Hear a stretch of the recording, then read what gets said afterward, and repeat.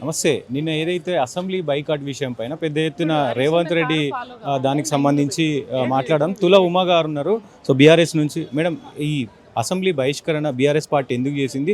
తప్పులు చేసింది కాబట్టి బహిష్కరణ చేసిరు అనేది కూడా వినిపిస్తుంది. ఏం చెప్పి మేము బహిష్కరణ చేయడానికి ఒక స్పష్టత ఉంది, కారణం ఉంది.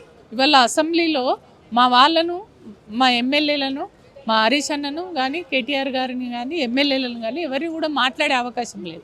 ఇవాళ రేవంత్ రెడ్డి అనేటువంటి వ్యక్తి నోరు విప్పితే అబద్ధమే. ఆయన అబద్ధాలనే నిజాలుగా చేసి ఇవాళ తెలంగాణ ప్రజల్ని నమ్మించేటువంటి ఒక కుట్రపూరితమైనటువంటి పద్ధతిలో ఆయన మాట్లాడుతున్నాడు. కాబట్టే ఇవాళ మేము మా వాళ్ళు ఏమడిగిర్రు, హరీష్ రావు గారు ఏమడిగినరు, మా ఎమ్మెల్యేలు ఏమడిగినరు, నువ్వేదైతే చెప్తున్నావో పీపీటీ ఇస్తున్నావో అదే పీపీటీని మాకు కూడా ఇయ్యు అవకాశం. నువ్వు మాట్లాడుతున్నావు కదా, అదే మేమేం చేసినాం ఈ 9.5 సంవత్సరాల కాలంలో మేమేం చేసినాం అనేది మాకు కూడా చెప్పుకోవడానికి అవకాశం ఇయ్యు అని చెప్పేసి కేసీఆర్ అడిగితే నువ్వు అదే అవకాశం ఇవ్వకుండా మా ఎమ్మెల్యేలకు మాట్లాడే అవకాశం ఇవ్వలేదు. కాబట్టి మరి మాట్లాడనప్పుడు, మాకు అవకాశం ఇవ్వనప్పుడు నువ్వు చెప్పిన అబద్ధాలు వినుకుంటా మేము ఎట్లా ఉంటాం? అందుకనే బయటకు వచ్చిర్రు. అందుకని నిన్న ప్రెస్ మీట్ కూడా పెట్టిర్రు. మా ఎమ్మెల్యేలు చాలా క్లియర్గా చెప్పిర్రు, ఇప్పటికైనా నువ్వే మాట్లాడుకొని అబద్ధాలు నిజాలుగా చెప్పుకొని ప్రచారం చేసుకున్నాడు కాదు ముఖ్యమంత్రి గారు.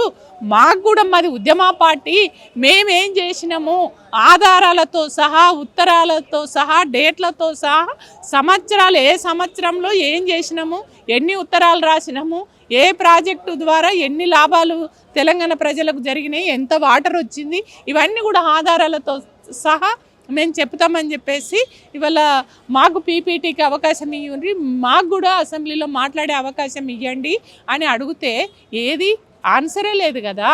ఒకవైపు కేసీఆర్ అసెంబ్లీకి వస్తాడు అని చెప్పేసి పెద్ద ఎత్తున బీఆర్ఎస్ పార్టీ కూడా ప్రచారం చేసింది, వస్తారని అందరూ అనుకున్నారు. మరి కేసీఆర్ రాకపోవడం అంటే తెలంగాణకు ద్రోహం చేసింది కాబట్టి కేసీఆర్ అసెంబ్లీకి వస్తలేడు అనేది కూడా మాట్లాడుతున్నారు కదా. కేసీఆర్ గారు వచ్చిండ్రు కదా అసెంబ్లీకి, మొన్ననే వచ్చిండ్రు కదా. నువ్వు అంటే ఎన్ని నిమిషాలు ఉన్నారు అనేది కాదు, నువ్వు వచ్చినాక నువ్వు ఆ రోజు అసెంబ్లీ నడవలేదు కదా, వెంటనే క్లోజ్ అయిపోయింది కదా, మళ్ళీ వాయిదా వేసి నెక్స్ట్ డే పెట్టిరు కదా. కాకపోతే కేసీఆర్ వస్తున్నాడా, కేటీఆర్ వస్తున్నాడా, హరీష్ రావు వస్తున్నారా, నువ్వు మాట్లాడేటువంటి మాటలకు మేము ఆన్సరు, మాకు మాట్లాడే అవకాశం అయితే ఇయ్యి కదా. వచ్చేటప్పుడు వస్తారు కేసీఆర్ గారు, హరీష్ రావు లాంటి అంటే నీటిపారుదల సరిపోతుంది. హరీష్ రావు, కేటీఆర్ గారి స్థాయి ఆయనకు సరిపోతుంది. ఎట్లా చూస్తారు మేడం? అంటే హరీష్ రావుని రెండు సార్లు ఉరి తీసినా తప్పు లేదంటూ కూడా కామెంట్ చేసిన పరిస్థితులు. హరీష్ రావును, కేసీఆర్ని ఉరిదీయడం కాదు, అసలు రేవంత్ రెడ్డిని ఎన్నిసార్లు ఉరి తీసినా తప్పు లేదని తెలంగాణ ప్రజలే అనుకుంటున్నారు.